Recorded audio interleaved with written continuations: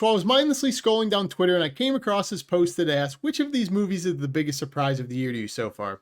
And I was thinking about it, gave me an idea to make a video about my top 5 biggest surprises I've seen in theaters so far this year. Not going to be my favorite or my least favorite or anything, just how they compared to my expectations and what I got out of each of them. And if you want to see any of my in-depth thoughts on any of these movies, I've already done those reviews, so you can click up here at some point. I'll link cards at everything I'm going to talk about. Go check out those reviews, come back, do whatever you want. Before I get into the top 5, I wanted to do a quick honorable mention, and that's Lisa Frankenstein. I was surprised how much I love this movie, how much fun I had with it. I figured I was going to like it going into it. It's right up my alley, the gothic aesthetic, the coming-of-age, angsty teen comedy. I usually like those films. But yeah, I needed to mention how much I enjoyed this thing. It surprised me just how much fun I had with it. But getting into the actual top 5 films and the ones I wanted to talk about most that surprised me, coming in at number 5 and not for good reason is The Watchers by M. Night Shyamalan's daughter. Now this one's on the list because it surprised me just how little I enjoyed this and how much I hated it. I was bored stiff in this film. It felt like it was 3 hours. It was only an hour and a half or so. And it was just an insulting movie. I mean, this movie expects you to be dumb when you're watching it, like the exposition dumps they give you, all the explanations. They literally expect you not to question anything. Their explanations for how this box was built, how they get to the forest, why they can't leave, the rules they are so serious about, they break all the time. This movie was just an absolute disaster. I hated it. This is easily going to be in my bottoms of the year somewhere. I mean, I had to do a spoiler rant about this thing when I reviewed it, and I never do spoiler rants because I didn't know how else to talk about it. I just wanted to vent about how terrible it was. So yeah, this one surprised me how bad it was. It surprised me how much I didn't enjoy it. I thought it was going to be okay, at least by the trailer that intrigued me.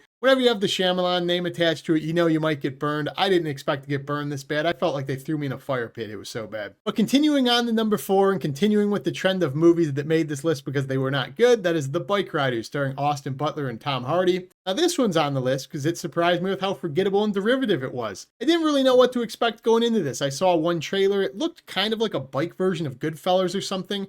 How you're going to see this ascension from the club, like how they get into crime, like where it went wrong. And what you're left with actually is just a movie where you just have like a camera placed and you just watch bikers hang out for like 2 hours. There's like no action besides maybe a scene or two. It's very predictable and derivative when you do get it. But yeah, you're just watching these bikers talk about work and you shoot the shit and it's just boring as hell. There's just no point to this film. This is easily at this point, if I have to make a list, I think the most forgettable film. That's why I say it surprises me. Because when I was going through a list in my phone of all of the films I've seen this year, when I came across this one, I knew it was going to make this list, but I forgot I saw it. I actually think I forgot 80% of this film when I walked out of the theater, and it's kind of actually shown in my review when I went back and watched it. The only thing worse than what we actually got when it comes to a forgettable movie, because it's aging terribly in my head, is the very small subsection niche of people on the internet who's just attacking anybody who dislikes this thing. They're calling people who call it boring and derivative, like, you don't understand it. You don't understand how complex it was. It's one of the best of the year. Like, you're allowed to think that. I hope everyone has their own opinions, but don't hate people for thinking this was boring as shit and derivative, because that's what it was. Now, moving on to number 3, we're finally getting into the positives. We can just sweep the trash under the rug with the last two. And it's a movie you guys have probably never heard of, or some of you at least, and it's a very low-budget independent film called Deer Camp 86. Now, the backstory for how I saw this film is a big reason why it's on this list, because it was kind of a fluke that I ever saw it at all. It was playing at very select theaters. I saw it late at night once. I think it was like the 10:30 or 11 o'clock show on a Friday. I never see movies that late. And it was just playing at select theaters. It was a low-budget independent film. I like supporting them. I just said, fuck it, I'll go see it. I went and saw it. And what it is it's a very silly, slapstick horror comedy. It's very similar to Club Dread, if you've ever seen that movie, where it's just really dumb comedy, but it's a slasher. And I enjoyed it. The backstory was kind of the same as Evil Dead. The people who made this during COVID up north for a bag of balls. They just went up there with a couple of cases of beer and said, let's film a movie. It went to a bunch of festivals, did really well. And it surprised me just, again, that I even saw the film, but how much fun I had. I was laughing during it. It took me back to a time where comedies, especially horror comedies, were way less serious. The movie pokes fun at just about every ethnic group. It's very raunchy, very over the top. If you as the term would say, very non-politically correct comedies, you might really like this one. Check it out on Amazon Prime. But yeah, this was just a film I figured would be a comfort film to a lot of people because it's just a stupid stoner late night comedy. And it's about these guys who go up north during deer hunting season. They disturb this Native American ground. And because of that, someone or something kind of starts killing them off one by one. It is really dumb. I cannot say that enough. A lot of people probably don't like it. Seemingly on my review in the comments, a lot of people have found it and like it. I'm just trying to put the word out. Yeah, I really enjoyed this thing. Surprised me how much fun I had. Surprised me how stupid and funny the comedy was. If you like dumb horror comedies like Club Dread, I recommend you check this out on Prime, Deer Camp 86. And before we get into my top 2, if you're enjoying this video and you enjoy videos like this, I would love it if you join me down below and subscribe. I do it all on this channel. I do new releases, scary stuff, videos like this. So yeah, I'd love to have you, but let's get into the top 2. Now coming in at number 2 is the most recent summer blockbuster, Twisters, the sequel, if you could call it that, to the original Twister. And this makes my list because I said in the beginning of that review, I didn't like the original Twister. I'm in the minority on that. I thought it was pretty boring. I just didn't get engaged in the story. So I went into Twisters almost like resentful of the fact I was going to waste 2 hours on a summer blockbuster because my buddy really wanted to see it. We go into it. I'm not really sure what I'm going to get, but I just hope it's not the same as the first. And I just really enjoyed this thing. I had a really good time with it. Again, it kind of took me back to when summer blockbusters were just big, dumb, and fun. They didn't have social commentary. They didn't take themselves too seriously. I thought the special effects in this were great. I thought the 2 leads have really good chemistry. There's some heart in it.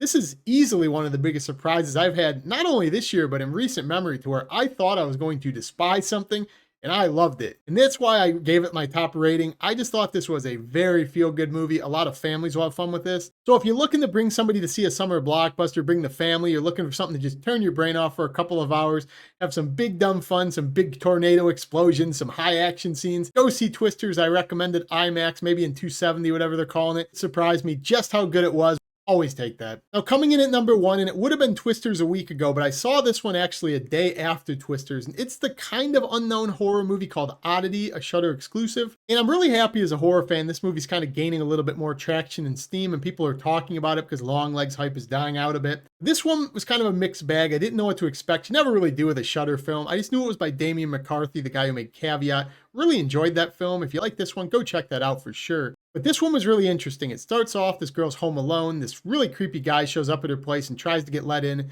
he says, like, please let me in. Someone's in the house with you. I saw them sneak in. You have to believe me.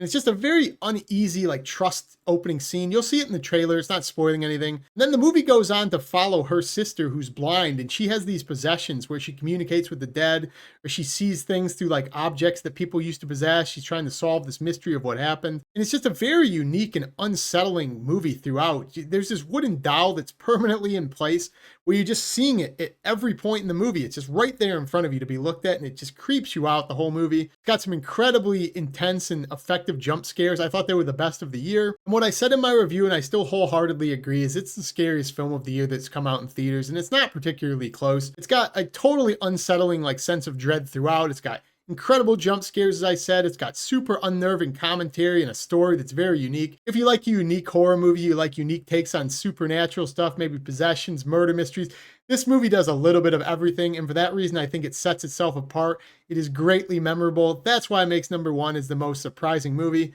I cannot believe how much this movie has stuck with me and how much I love this movie as days have passed. And there you have it, guys. That's my list for the top 5 biggest surprises I've seen in theaters this year. Comment down below. Let me know if you agree with my list. We can discuss it. Or just comment down below. Put your own list of your top 5 biggest surprises. I love reading the comments. I reply to as many as I can. So do comment down below. I do read them. I'll see you all in the next one. Peace.